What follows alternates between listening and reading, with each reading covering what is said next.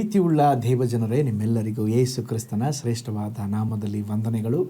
Shalom, ನಿಮಗೆ ಸಮಾಧಾನವಾಗಲಿ. ಈ ದಿನ ದೇವರ ವಾಕ್ಯದ ಜ್ಞಾನಕ್ಕಾಗಿರುವಂಥ ವಿಷಯ 100ರಷ್ಟು ಫಲ. ಅದಕ್ಕೆ ಆಧಾರ ವಾಕ್ಯ ಮಾರ್ಕನ ಬರೆದ ಸುವಾರ್ತೆ 10ನೇ ಅಧ್ಯಾಯ 21ನೇ ವಚನ. ಯೇಸು ಅವನನ್ನು ದೃಷ್ಟಿಸಿ ನೋಡಿ ಪ್ರೀತಿಸಿ ಅವನಿಗೆ, ನಿನಗೆ ಒಂದು ಕಡಿಮೆಯಾಗಿದೆ, ಹೋಗು, ನಿನ್ನ ಬದುಕನ್ನೆಲ್ಲ ಮಾರಿ ಬಡವನಿಗೆ ಕೊಡು, ಪರಲೋಕದಲ್ಲಿ ನಿನಗೆ ಸಂಪತ್ತಿರುವುದು, ನೀನು ಬಂದು ನನ್ನನ್ನು ಹಿಂಬಾಲಿಸು ಎಂದು ಹೇಳಿದನು. ನೋಡ್ರಿ, ವಾಕ್ಯ ಭಾಗದ ಹಿನ್ನೆಲೆಯನ್ನು ನೋಡುವಾಗ ಒಬ್ಬ ಶ್ರೀಮಂತ ಯುವಕನು ಯೇಸುವಿನ ಬಳಿಗೆ ಬಂದು, ಯೇಸು ಸ್ವಾಮಿ, ನಾನು ನಿತ್ಯ ಜೀವವನ್ನು ಹೊಂದಬೇಕು, ಏನು ಮಾಡಬೇಕಂತ ಕೇಳ್ದ. ದೇವ್ರು ಹೇಳಿದ್ರು ಇದನ್ನೆಲ್ಲ ಮಾಡಬೇಕು. ಅವನು ಹೇಳ್ದ, ಇದಕ್ಕೆಲ್ಲ ಕರೆಕ್ಟಾಗಿ ಫಾಲೋ ಮಾಡ್ತಾ ಇದ್ದೀನಿ ದೇವ್ರೆ. ಆಗ ಯೇಸು ಸ್ವಾಮಿ ಹೇಳಿದ್ರು, ಒಂದು ಕಡಿಮೆ ಆಗಿದೆ, ನಿನ್ನ ಆಸ್ತಿಯನ್ನು ಬಡವರಿಗೆ ಕೊಟ್ಟು ನನ್ನನ್ನು ಹಿಂಬಾಲಿಸು. ಅವನು ಬಹಳ ಆಸ್ತಿಯುಳ್ಳವನಾಗಿದ್ದ. ಈ ಮಾತಿಗೆ ಆ ಬಂದ ಖುಷಿಯಲ್ಲಿ ಅವನ ಮುಖ ಬಾಡಿದವನಾಗಿ ದುಃಖದಿಂದ ಹೊರಟು ಹೋದನು. ಈ ಘಟನೆ ನಡೆದ ತರುವಾಯ ತಕ್ಷಣ ಪೇತ್ರನು ಒಂದು ಪ್ರಶ್ನೆ ಕೇಳ್ತಾ ಇದ್ದಾನೆ. ಮಾರ್ಕನ ಬರೆದ ಸುವಾರ್ತೆ 10ನೇ ಅಧ್ಯಾಯ 28ನೇ ವಾಕ್ಯ. ಯೇಸು ಸ್ವಾಮಿ, ಈಗ ನಾವೆಲ್ಲವನ್ನ ಬಿಟ್ಟು ನಿಮ್ಮನ್ನು ಹಿಂಬಾಲಿಸಿದ್ದೇವೆ, ನಮಗೇನು ಸಿಗುತ್ತೆ ಅಂತ ಕೇಳಿದಾಗ ಯೇಸು ಸ್ವಾಮಿ ಒಂದು ಒಳ್ಳೆ ಉತ್ತರ ಕೊಡ್ತಾ ಇದ್ದಾರೆ. ಆಗ ಯೇಸು ಸ್ವಾಮಿ ಕೊಟ್ಟಂಥ ಒಂದು ವಾಗ್ದಾನ ಏನು ಗೊತ್ತಾ? ಸುಮ್ಮನೆ ನಾನು ಹಿಂದೆ ಬರ್ತಾ ಇದ್ದರೆ ಬನ್ರಪ್ಪ ಅಂತ ಹೇಳಿಲ್ಲ. ದೇವರು ಹೇಳಿದರು, ಈ ಲೋಕದಲ್ಲಿ ನಿಮಗೆ 100ರಷ್ಟು ಆಶೀರ್ವಾದ ಇರುತ್ತದೆ. ಈ ಲೋಕದಲ್ಲಿ ಮಾತ್ರವಲ್ಲ, ಮುಂದಿನ ಲೋಕದಲ್ಲಿ ಅಂದರೆ ಪರಲೋಕದಲ್ಲಿ ನಿಮಗೆ ನಿತ್ಯ ಜೀವ ಇರುತ್ತದೆ. ನೀವು ಹೆಚ್ಚು ಫಲವನ್ನು ಕೊಡ್ತೀರಾ. 100ರಷ್ಟು ಫಲ.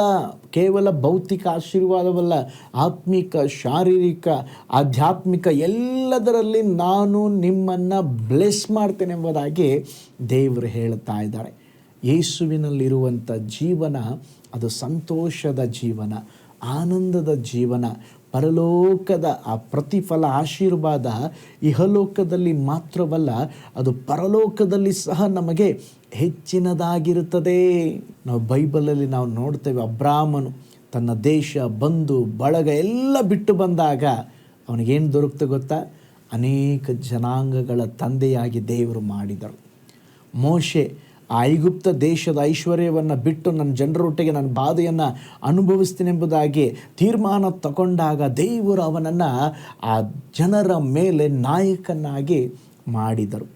ಶಿಷ್ಯರು, ಮೀನು ಹಿಡಿಯುವವರು, ಕೆಲಸ, ಕುಟುಂಬ ಎಲ್ಲ ಬಿಟ್ಟು ಯೇಸುವನ್ನು ಹಿಂಬಾಲಿಸಿದಾಗ ಅವರ ಮೂಲಕ ದೇವರು ಲೋಕವನ್ನೇ ಅಲ್ಲೋಲ ಕಲ್ಲೋಲ ಮಾಡಿದರು. ನೀವು ದೇವರಿಗಾಗಿ ಮಾಡುವ ತ್ಯಾಗ ವ್ಯರ್ಥವಾಗುವುದಿಲ್ಲ.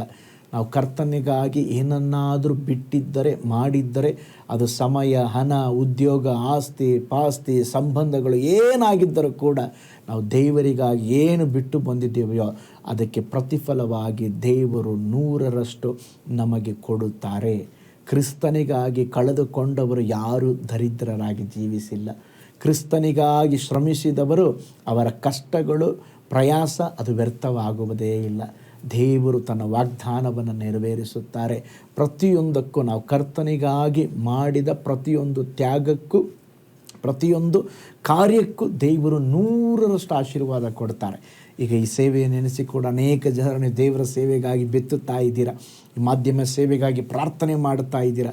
ಇದರಿಂದ ನನಗೇನು ದೊರಕ್ತದೆ? ನಿಶ್ಚಯವಾದ ಆಶೀರ್ವಾದ ಉಂಟು, ನಿಶ್ಚಯವಾದ ಪ್ರತಿಫಲ ಉಂಟು. ಪರಲೋಕದ ದೇವರಿಗೋಸ್ಕರವಾಗಿ ನಾವು ಮಾಡುವ ಪ್ರತಿಯೊಂದು ಕಾರ್ಯಗಳಲ್ಲಿ ಒಂದು ದೈವಿಕ ಆಶೀರ್ವಾದವನ್ನು ನಾವು ಹೊಂದಿಕೊಳ್ಳಬಹುದಾಗಿದೆ.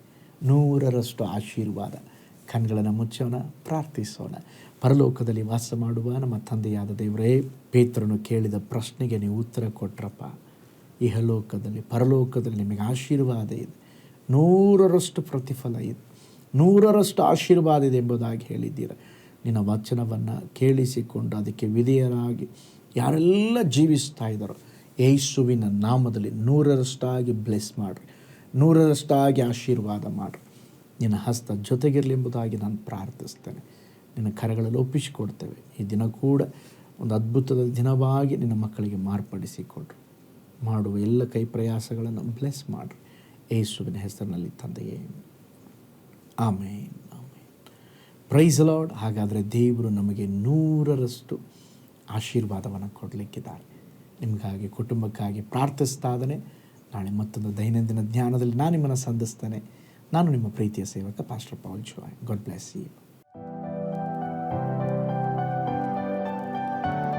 ಕರ್ತನಲ್ಲಿ ಪ್ರಿಯರೇ, ಈ ಸಂದೇಶ ಮತ್ತು ಪ್ರಾರ್ಥನೆ ನಿಮಗೆ ಆಶೀರ್ವಾದಕರವಾಗಿದ್ದರೆ, ದೇವರು ನಿಮ್ಮನ್ನು ಪ್ರೇರೇಪಿಸಿದರೆ, ನಂಬಿಕೆಯಿಂದ ಸಾಗುವ ಈ ಸೇವೆಗೆ ನಿಮ್ಮ ಅಮೂಲ್ಯವಾದ ಕಾಣಿಕೆಯನ್ನು ಬಿತ್ತಿರಿ.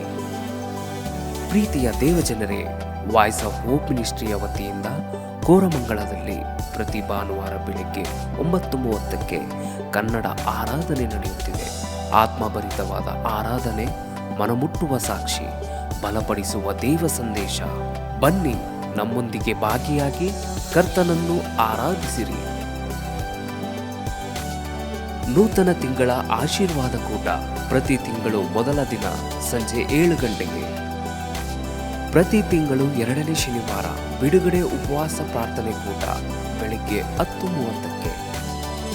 ನಿಮಗಾಗಿ ಪ್ರಾರ್ಥಿಸಬೇಕೆ? ನಿಮಗೆ ಯಾವುದಾದರೂ ಪ್ರಾರ್ಥನೆ ಮನವಿಗಳು ಇರುವುದಾದರೆ ಕೆಳಗಿನ ನಂಬರಿಗೆ ಕರೆ ಮಾಡಿ ಅಥವಾ ವಾಟ್ಸಪ್ ಮಾಡಿ. ಈ ಆತ್ಮಿಕ ಸಂದೇಶಗಳು ನಿಮಗೆ ಆಶೀರ್ವಾದಕರವಾಗಿದ್ದರೆ ಲೈಕ್ ಮಾಡಿರಿ. ಇಂಥ ಅದ್ಭುತ ಸಂದೇಶ ಪ್ರತಿದಿನ ನೋಡಲು ಬಯಸುವುದಾದರೆ ಸಬ್ಸ್ಕ್ರೈಬ್ ಮಾಡಿ ಹಾಗೂ ಇತರರೊಂದಿಗೆ ಶೇರ್ ಮಾಡಿರಿ. ಕರ್ತನು ನಿಮ್ಮನ್ನು, ನಿಮ್ಮ ಕುಟುಂಬವನ್ನು ಆಶೀರ್ವದಿಸಲಿ.